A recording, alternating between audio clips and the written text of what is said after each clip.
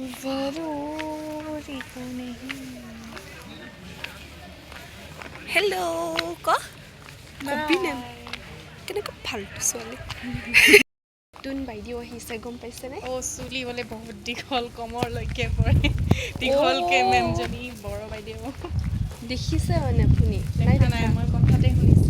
ময়ো দেখা নাই মই শুনিছোঁ বহুত ধুনীয়া বোলে বহুত মস্ত হয় বোলে